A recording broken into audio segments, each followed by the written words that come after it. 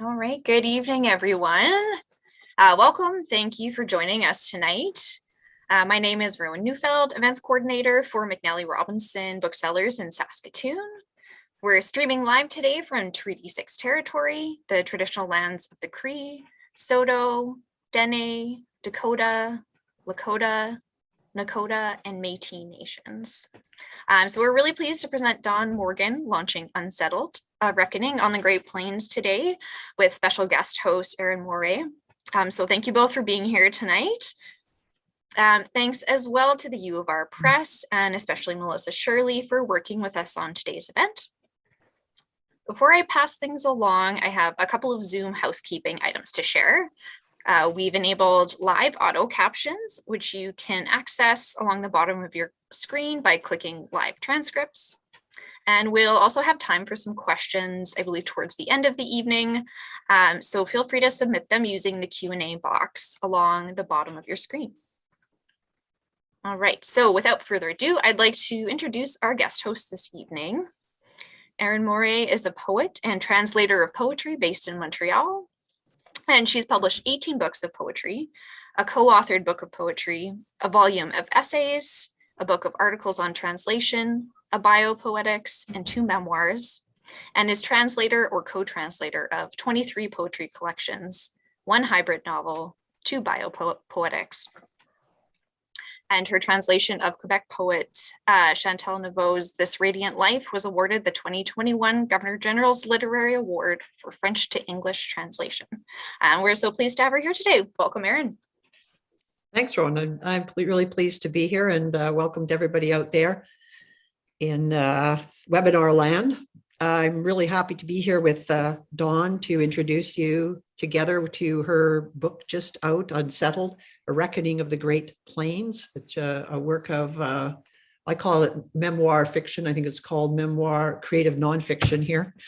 But in French, fiction is a wider category, I guess. Anyways, I first met Dawn Morgan, who you'll see on the screen too, if you're in gallery format, at a memorial in Montreal, probably close to a decade ago, for the Canadian prairie poet Andrew Suknaski, who died 10 years ago this year, and who was born and wrote in the very area of Southwest Saskatchewan that where Dawn's, that's the core of the story of Unsettled, although it explodes out from there, of course. And when Dawn first sent me the manuscript of Unsettled, reading it just yanked me in. It was a kind of a long tangle and untangle of sentences held together by rhythms, dazzling little nodes of lexicon, observations, obsessions, historical obsessions, following trails here and there. The music of thinking, really, to kind of half quote a Fred Waugh title. And what intrigues me and what makes this book different from other Western books of musing and history written by white, for the most part, settlers, and sold in bookstores, museums, online, is the book's language and its combination of forms and stories. It's a very powerful storytelling, and it's a linguistic kind of wrenching that doesn't resolve history in favor of the settler, for sure, though it is told from the viewpoint, the only viewpoint that Dawn Morgan has, which is that of a settler. It's also a book that deals here and there and dips in and out of how to tell and not tell a story, or try to tell a story, and whose story is being told. And it's a book that's in itself, although it deals with settlement on the plains, it's not meant to decolonize, which is an important process, but it takes, because a book can't decolonize, it takes a preliminary step, recognition that the whole white settler game not only founders, but it's always been foundering from the start. It's been foundering. The book, Dawn she teaches, she's a professor of English in Fredericton, and she could be publishing a book of scholarship, but this is not a book of scholarship. It's a memoir fiction, creative nonfiction.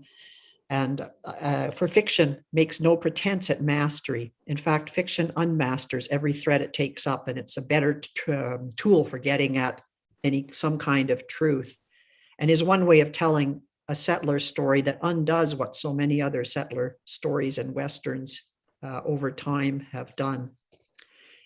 And I think that Dawn's tumults in language are an attempt to listen to or open space for listening. And we need more of these turbulences to upset the versions of Plains history that in places like Saskatchewan, where a kind of where racist and even murderist kind of pioneer triumphalism still runs strong. And I'll just mention in memory here the name of Colton Boushie. So this the book does not try to erase or claim allyship with Indigenous people, but intends to upend and show where did those buffalo go and why are we still buffaloing each other? It's kind of unsettles the hearts and minds of us as settlers. So I'm going to turn it over now to Dawn. Is that okay, Dawn? Sure. Yeah. Thank you very much. I think from there you can. I should be able to find something there. Things that you would like folks to know about the book. Yeah. Well, I have. Let me just say, first of all, I'm seeing in the chat lots of names I recognize. Jeannie and Rod McPherson and John and Janet Peeler and now Nancy Cogill. Hello, everybody. I'm kind of honored that you came. And anyways, these are all people from Assiniboia Congress and thereabouts. Who else? Oh, great. Hi, folks. Yeah. Anyways, so in on your comment about doesn't try to claim decolonization or decolonizing or even allyship, although that might be something we could aspire to. But anyways, I just want to say that this is Unsettled is the story of awakening to myself as a subject of colonial history. So I'm the descendant, of course, of European settlers to southwestern Saskatchewan. And so this awakening motivates my attempts through the years to try to write a different story, or to think myself and write myself into a different story, one that departs from colonial history, but of which I am the beneficiary.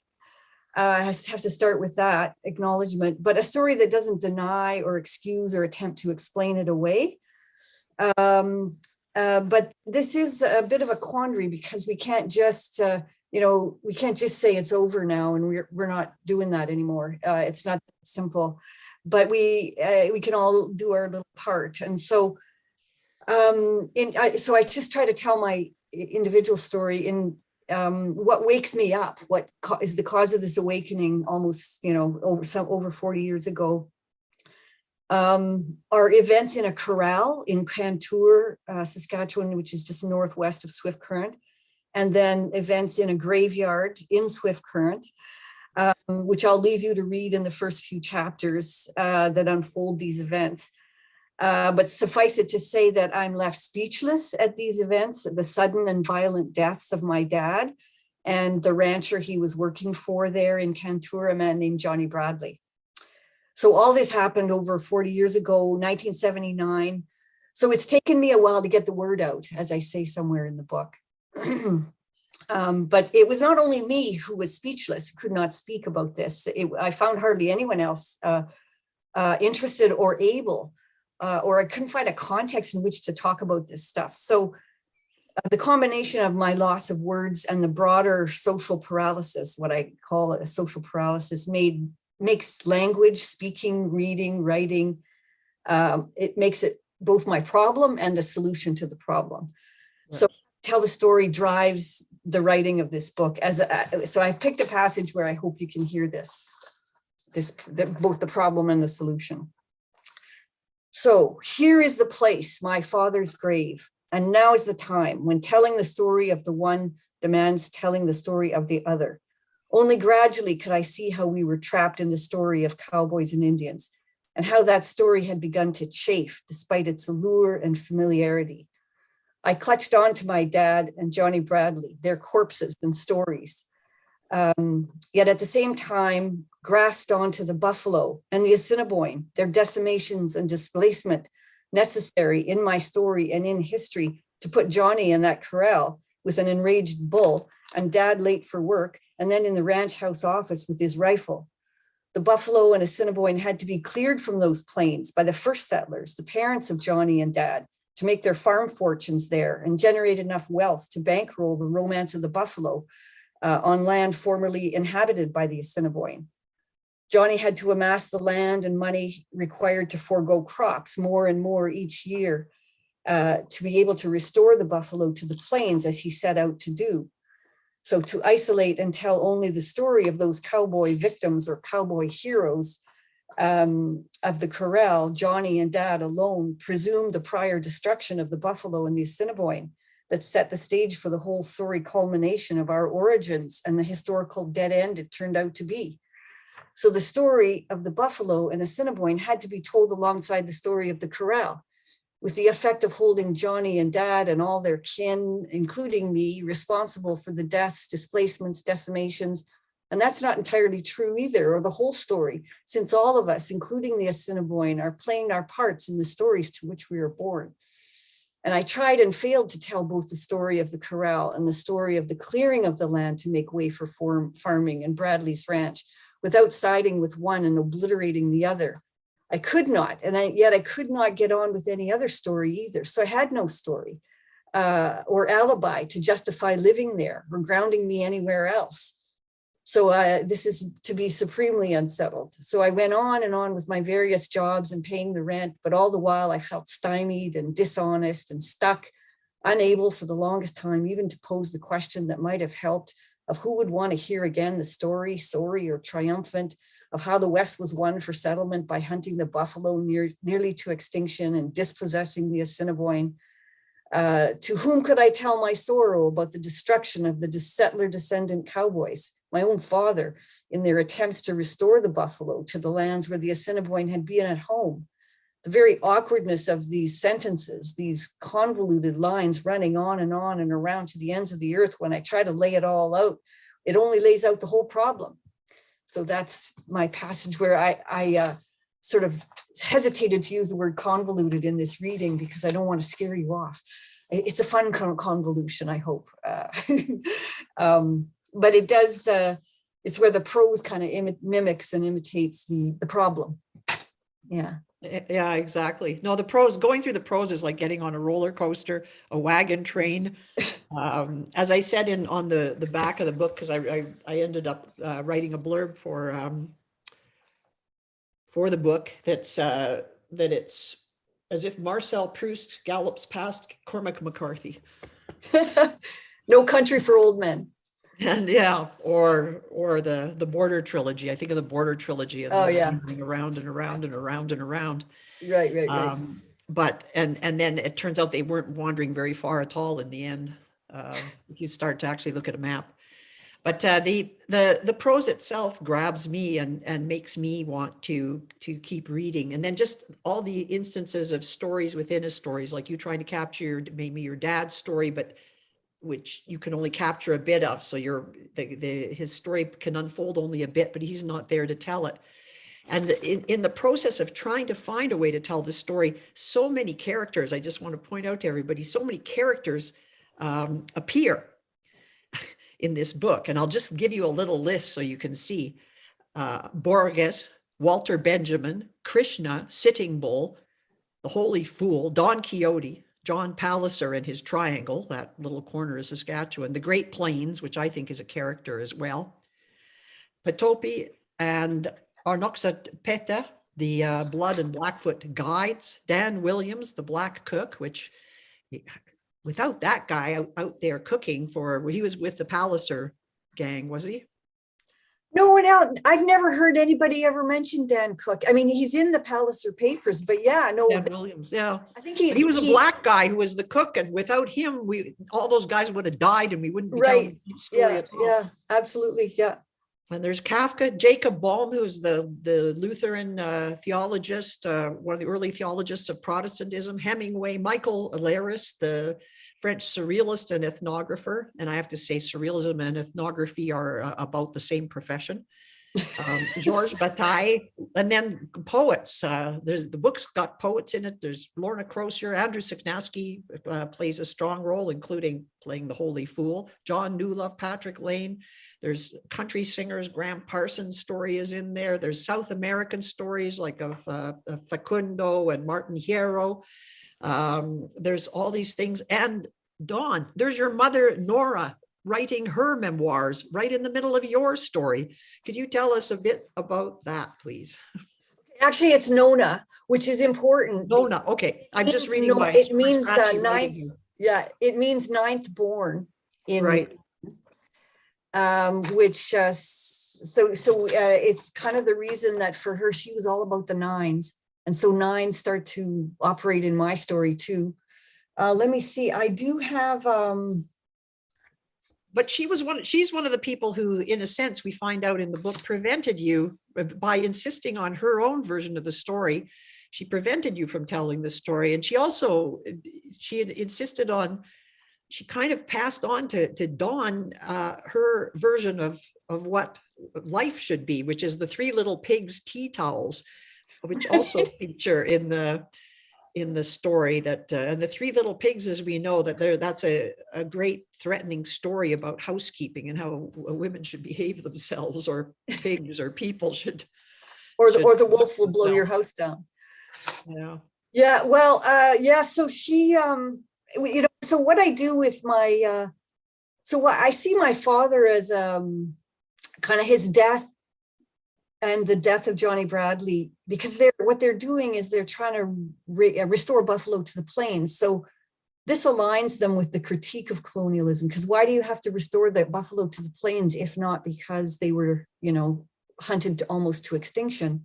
And hunted to extinction, well, because you had to impoverish and dispossess the Assiniboine to make way for the settlers to farm.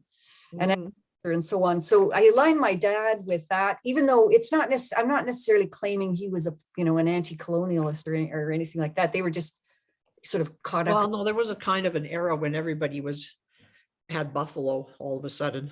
Yeah, from my brother's farm in south of Edmonton in Alberta, his neighbor had buffalo for a while too, had bison for a while too. Right. So yeah. So it was in the 70s that this starts to happen, and I see even if they weren't thinking critically about colonialism, some of them might have been, I don't know, but in effect, they are on the side of it draws attention to the colonial crime of decimating the buffalo. Therefore, you have to come back. Anyway, but my mom is the opposite. So she is so strongly and loyal to her father, the original settler on that side of the family. And anyways, and then so I start to write some poetry about the family and the situation, and very timidly, just a few little things. Siknaski publishes them. He published them in a little pamphlet, and then with his little imprint, it was called Three-Legged Coyote. Right. The story of the coyote who is he has such a firm grip on life, he chews off his own leg to get out of the trap, and then thereafter on three legs, right? And then this magazine published these poems. When I showed them to my mom, she doesn't say, "Oh, this is interesting" or "good job" or anything like that. She says, "Well, what if someone reading this thinks that this is true and how it really was?" And of course, to me, this was how it was. But she had her own point of view, and she needed to obliterate mine. So this is when she became a writer, and she writes 2 books of memoirs. So when I go to write my memoirs, to leave no space for you, right? And she will be the narrator. Stick to your tea towels. Excuse me. So when I went to write this story, so then this book is a kind of it's a take on pioneer history and her memoirs, and I actually have a book review in the book of her memoirs. But it's really kind of a fake book review because she's my mother, and it's not really like a comment on the literary and historical value of it or anything, but it is a way for me to kind of indicate to the reader that I'm both imitating and following my mother, but also subverting that genre. Yeah. but also It's, coming to blows with I her? do take a lot of her use of her crazy use of language. Like a sentence never ended with my mother. Some of the people in the audience here today know that. It's important to preserve that in literature. Right, sentences never end, And Can I read a bit out of the book? I was going to read a bit about when your mom read your poem. Okay, yeah. Okay. Just so, because everybody have heard Dawn talk about that situation in general. So this is how it appears in the book when her mom reads her poem. And I confess my mom had the same kind of attitude about my mom. When she first read my poem, she was like, what if the neighbors read this? Yeah, that's it.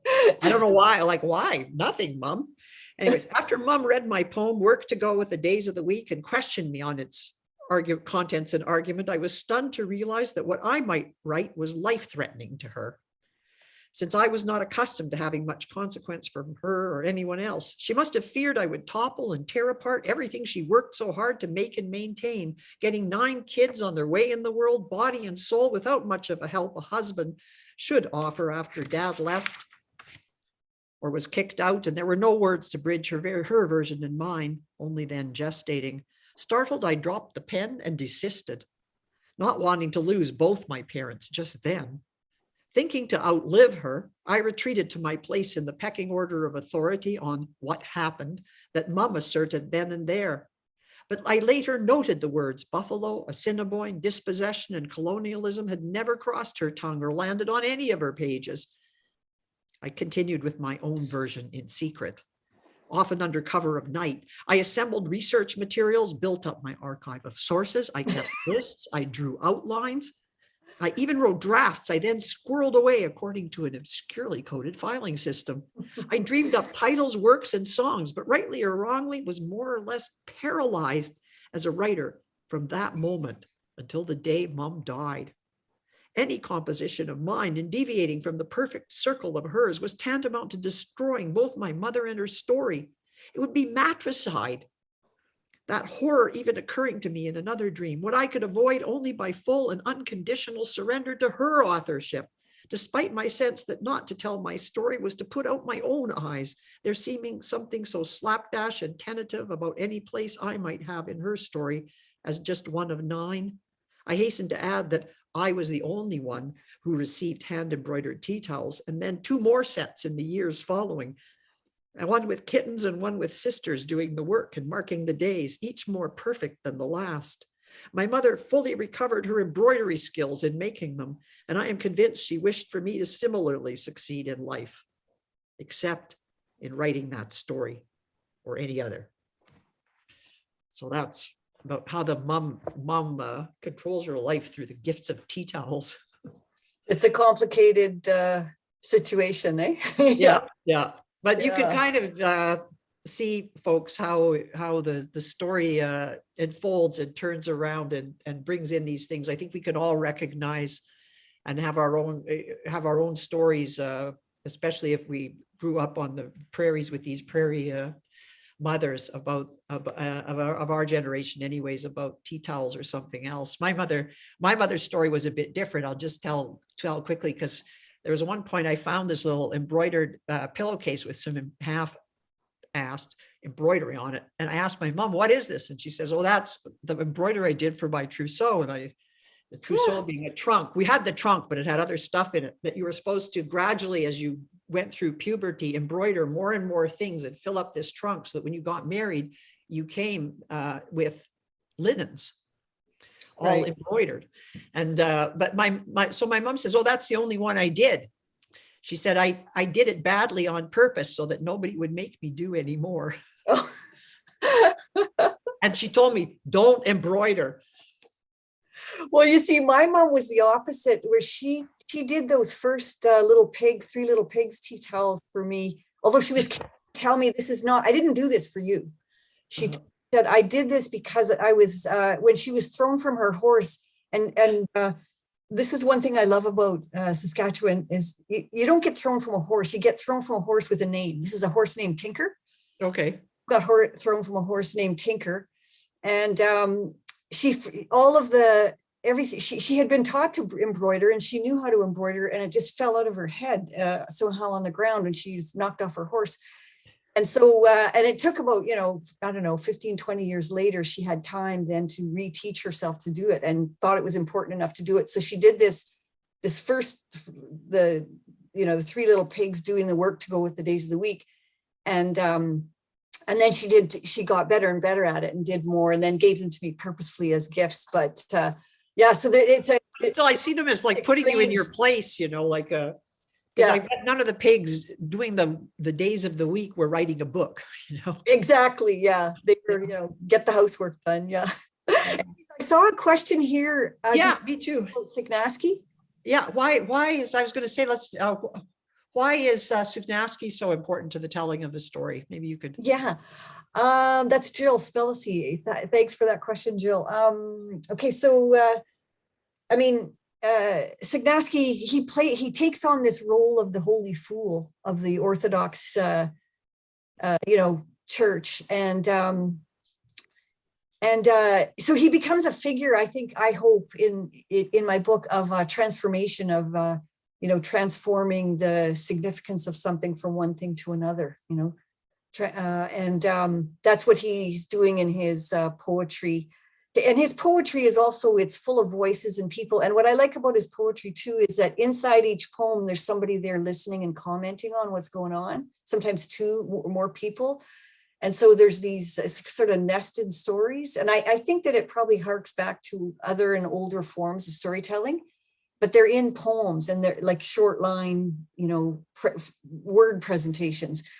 So anyways, and he instantly, so he helps me through the graveyard to find my dad's grave. And well, we find a grave we think is maybe the grave. And anyways, so the significance of Sugnaski is that he becomes this transformer figure in my life and teaches me a lot about the use of language. And also it's like literally connected to the land and Wood Mountain and Assiniboia. And I should maybe try to write a book about Sugnaski because I don't think I quite get at in this book how significant his work was for me. And it's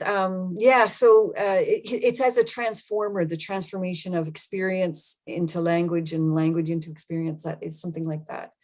Is that, I think, anything to that, Erin? Yeah, I just add that for somebody like myself reading the book, who is a poet and who, of course, in the 70s, which was the primary decade in which Sugnaski's work was coming out, it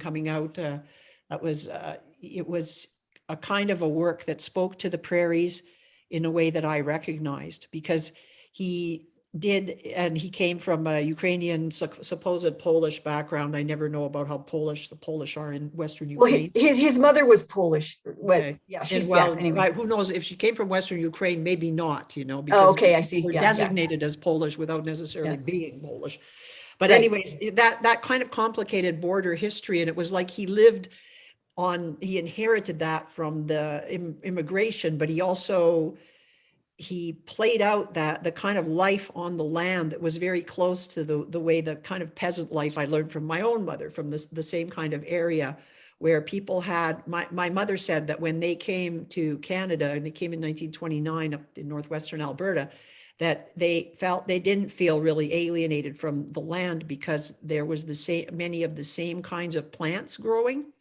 Okay. And like birch trees and the berries and things like that. And that she said that the Indigenous people in that area, who were Danze and Cree, used many of the same plants medicinally in the same ways, so that there was like more kind of understanding on the level of plants and land, even though the colonial problem is not solved by that. So don't, but that I understood kind of Andrew Sugnaski as being kind of closer to the land, as being able to let the land speak through the people who were there, in a way. So that kind of poetry is something that's rare. Like, he wasn't part of any school of urban Canadian poetry or of work poetry or of this or of that was going on at the time. He was the Andrew Sugnaski school of Wood Mountain poems poetry. And that was that, and it's like a lot of the magic of the land and the confusion of it, and comes out from what he generously creates with all his voices. So I can see like that your book is inherits something from his from being around him, for sure. Well, I hope so. But Erin, can I just say something it just reminds me from something you said, is that in that passage that I read, I was using the word Assiniboine, so I just want to explain that. Oh, okay. I partly use that. So even though we're speaking, the McNally Robinson bookstores in Saskatoon, that's Treaty 6, but my book, it really takes place in Treaty 4 territory. And I use the term Assiniboine. I do know, and I also use the word Lakota in my book, but I mostly use the word Assiniboine partly because, and I give the sort of history of that term, where it comes from. It's sometimes called the Stone Sioux because they cooked with hot stones. The Assiniboine were so named from what the English heard the French call them, from how the French heard the Ojibwe call them Asinan, Stone Sioux. And the Ojibwe, for their part, were only following the Plains Cree, who called them Asinipuan, from the words for rock or stone plus enemy, which for the Cree, the Lakota Sioux, had been when they first arrived from the south, from North and South Dakota. So I understand that's a complicated and not necessarily the term that the Lakota choose for themselves, but I do persist in using it partly because it's the source of the name of Assiniboia. Yeah. And I feel like it's a hybrid term because it's got this intermingled both this, these explorers and Indigenous people and different Indigenous peoples clashing up against and with each other. Well, I think so. I like it as a term, but I just want people to know that I know that's not the the chosen term of the Lakota people necessarily. But it also, I have heard it used by some Indigenous people in that area. So I just want to put that out there. Yeah. But I think all those names are a tangle. It makes me think too, and a tangle of influences and of people trying to spell Mohawk or Kanien'kehá:ka names out here in French, because like now we say we come from Montreal, Tiohtià:ke, which is the name for the island of Montreal in Kanien'kehá:ka. And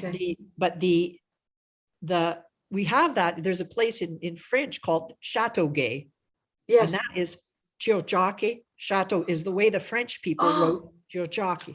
Okay, I did not know that. Well, you see, there's all kinds of words where they're people, they write in their own language. And I know that just from the way people write my name. They write my name the way they hear it in their language. And we can only actually hear language that we can produce. Like as we learn to produce language as babies, we hear more language instead of just blah, blah, blah. We start to discern it. And we start to, this is why like people can't say the Nguyen, like to pronounce the most common name in Vietnamese, and people can't pronounce it because there's sound in it that actually occurs in English, but they don't recognize it in the word, so they can't say it. And as soon as you coach them into how the velar N, the NG is at the beginning of the word instead of at the end, then gradually they can learn how to pronounce it. And people, when people are learning French, there's some small nuances that create actually different words that people don't get at first. And because they can only hear in English while they're learning French. And then gradually one day they go, holy shit, those two words are different. They sound different to me. And then suddenly they realize they can say them. So there's all kinds of things around the learning and hearing of language, and just the importance of listening that we could, come right back to Unsettled actually, and realize all the different kinds of things that you're listening to in the book. Speaking of that, I have two more things that I wanted to share if I could. I don't know if I'll get both of them in, but sure, go for it. One of them is now, this book actually, it started out its life with the name Country and Western. It was like an adjectives in search of a noun. I was just calling it Country and Western for quite a few years. So in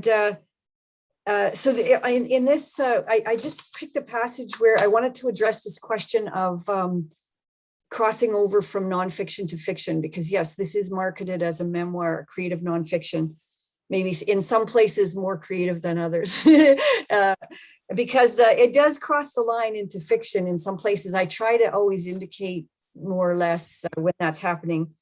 But so I picked a passage where from the stories of when I worked as a crew cook for a custom harvest outfit. And this is in the book because this is the whole survey of the whole Great Plains, which I do agree is, for me, the Great Plains is like, not only, it's like a character, but also a stage.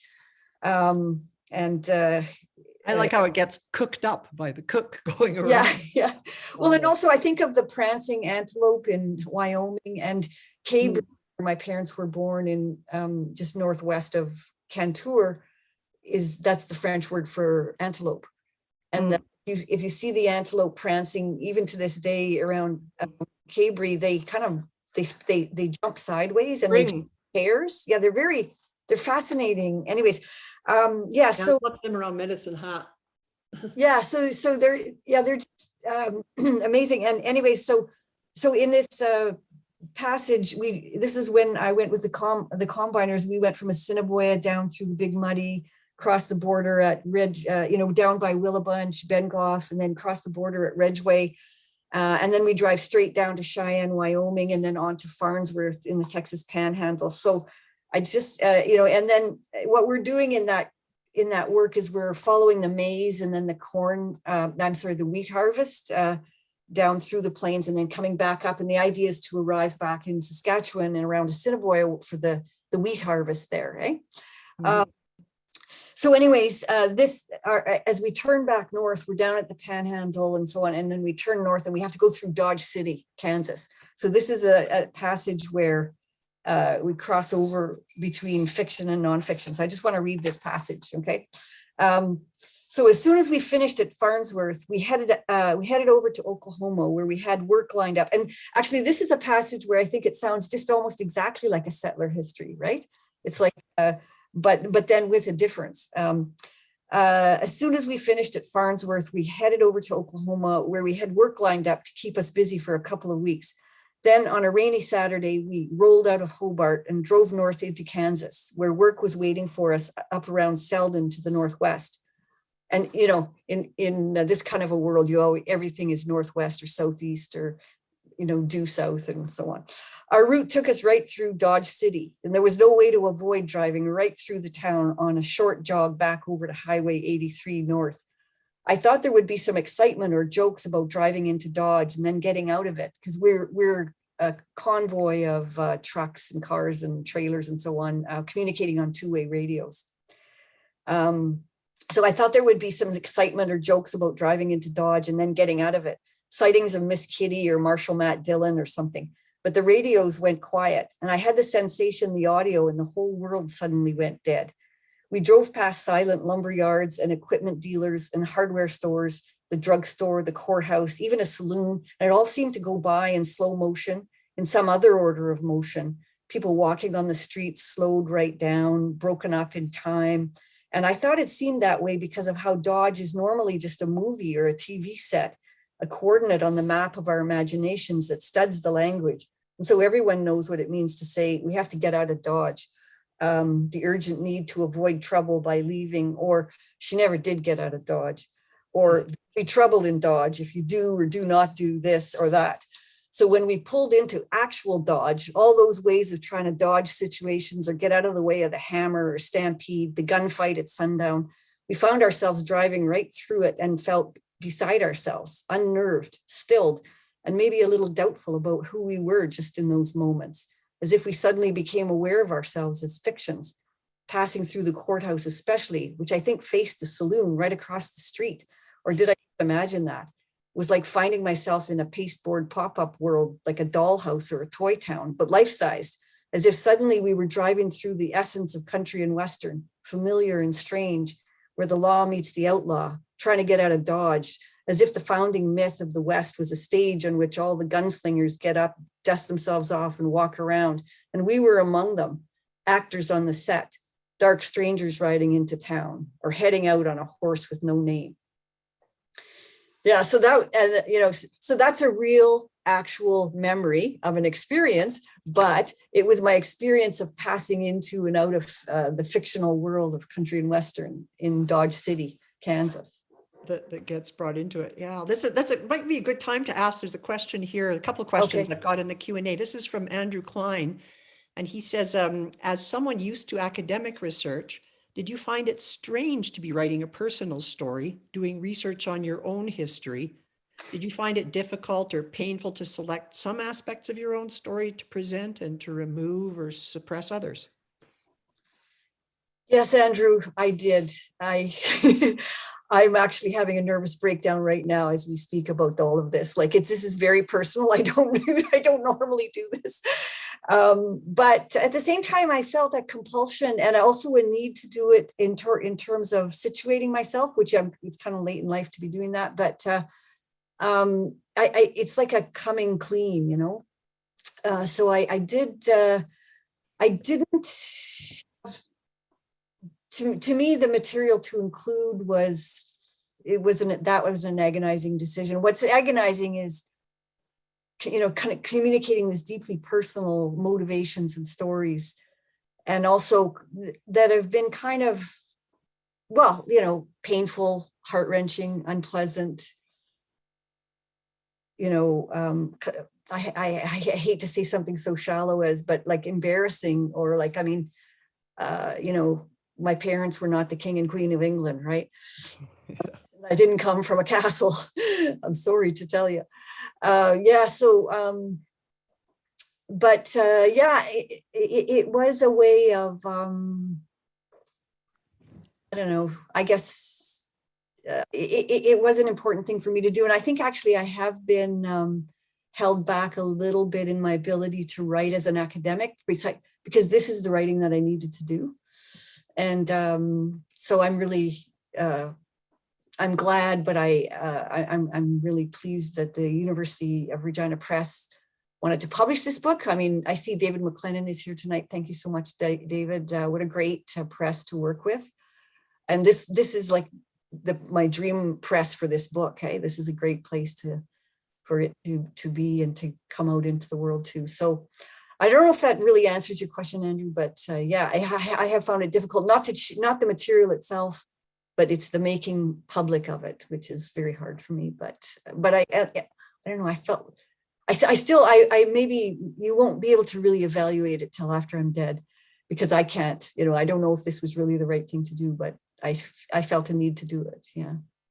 I think it was the right thing to do. Okay, good. Thank you. It's a wonderful telling. I can understand though the feeling embarrassed or not quite, because you've been presenting yourself in your professional life all these years as a teacher of English and you're backed up by your, you know, illustrious degrees, illustrious learning, your capacities to teach and pass on this information to people. And now all of a sudden you're talking about some, you know, folks back in southwestern Saskatchewan and some antelope and and Dodge, you know, like it's kind of like admitting as an academic that you listen to country western music or something. That's already an embarrassment. Right. That was hard. Yeah. And I well, I mean, there's just a deafening silence, you know, really from some of my academic friends, but yeah, country music, but yeah, so it was like just an embrace and a chance to be honest. I felt like this is really, you know, there's no point in pretending anymore.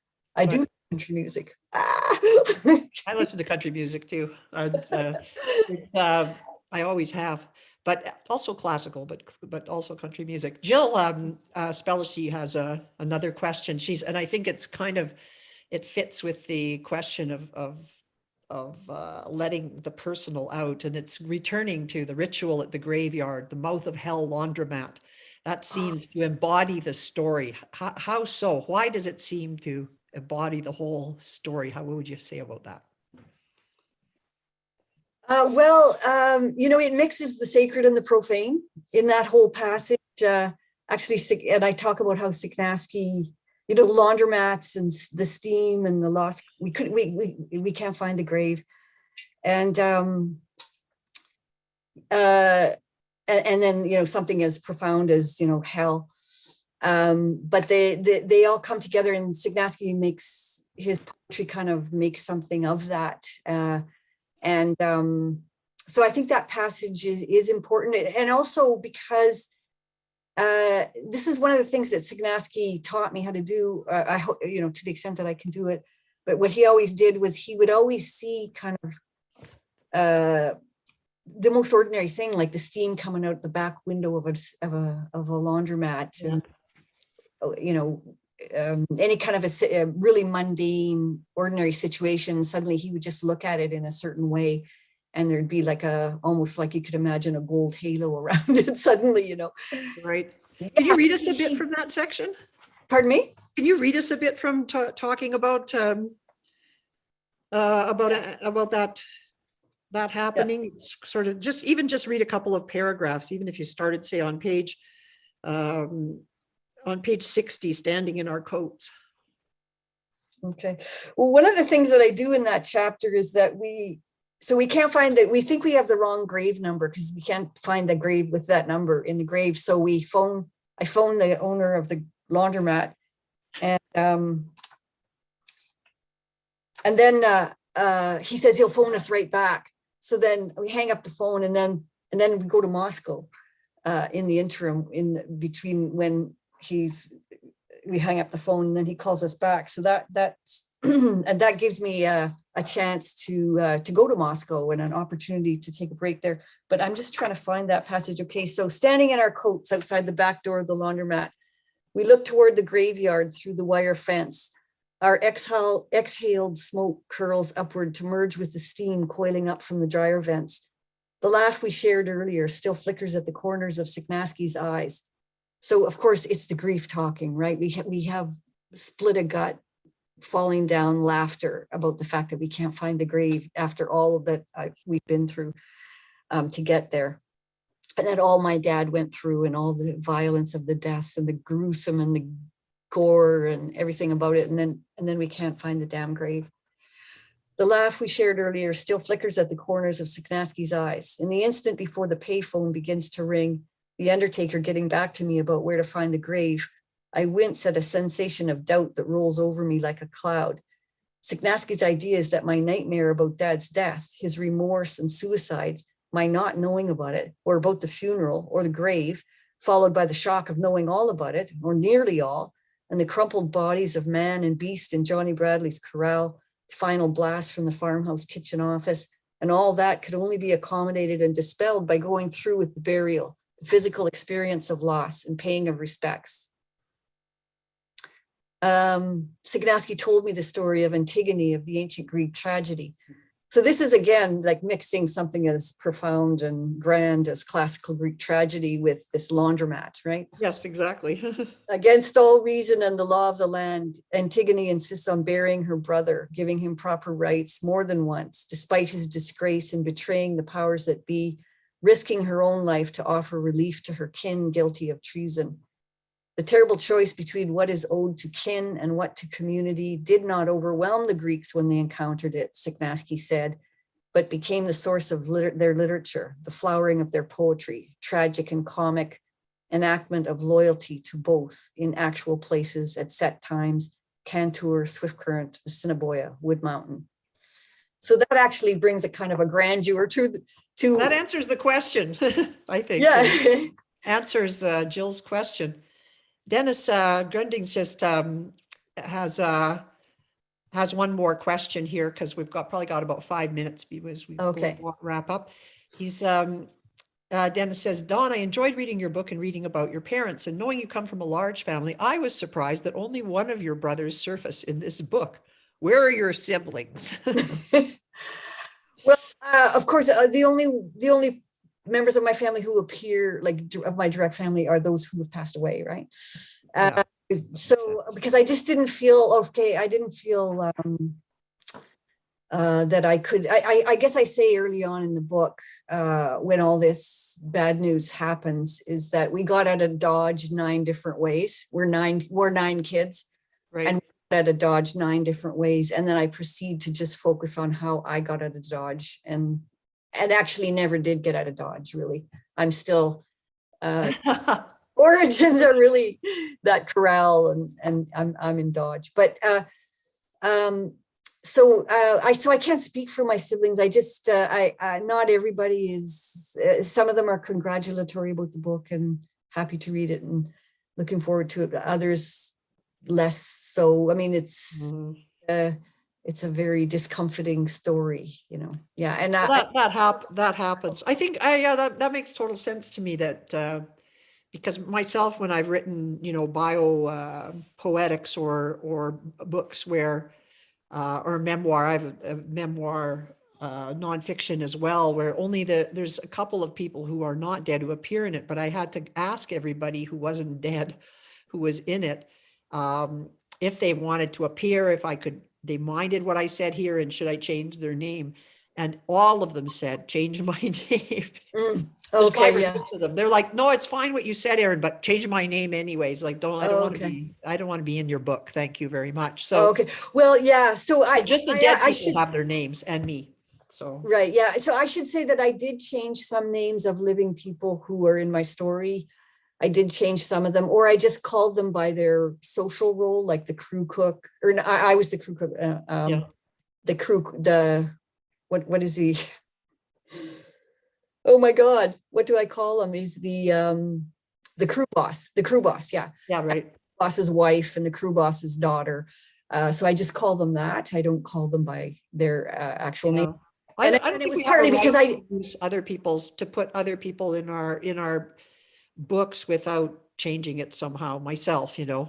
Some people think writers can write whatever they want, but I find that to be a very kind of dubious way of going about things, that to show respect for other people is really critical. And yet, right, yeah. So even to tell the story, but to not intrude on them. Right, yeah. I didn't want to lasso them into my story if they didn't want to be there. And yeah, so I think any names that are there are those who are passed away, like Johnny Bradley, for example. I didn't ask his family, but he's a legend in Swift Current and around. I don't know, certainly people my age and older know Johnny Bradley, but I'm not sure the younger generations. But yeah, I think the stories of Johnny Bradley are still alive. So yeah. No, I think using his name in that case is a gesture of respect towards. Yeah, right, exactly. And yeah, had stories. yeah. Well, I think it's probably time to turn back to Rowan, who's been quietly nurturing us in the background. And there they are. Yeah. Thanks everyone for coming and for your comments, which I haven't read them all because as I'm talking, but I will get a list and read them afterwards for sure. Thanks so much for everyone for coming and for your interest in my book. Yeah. And Erin. Yeah. Well, thank you, Dawn, and thanks to University of Regina Press. I'm really happy that they picked up the work. I just thought they're amazing. Yeah. Yeah, and thanks to Rowan and the folks at McNally Robinson for hosting the launch. It's always a great honor to be in one of their shows. Yes, I'm very I am very pleased and grateful. Yes, thank you. Well, we're very happy to have you both. Huge thanks to Dawn Morgan for joining us tonight, and our guest host Erín Moure, and of course thank you to the University of Regina Press. We've got copies of Unsettled available for purchase in store and online at McNallyRobinson.com. So I would encourage you all to pick up a copy, of course. And I want to thank you once again for joining us, and take care, everyone. Thank you. Goodbye. Good night. Yeah. Thanks, Rowan. Thank you.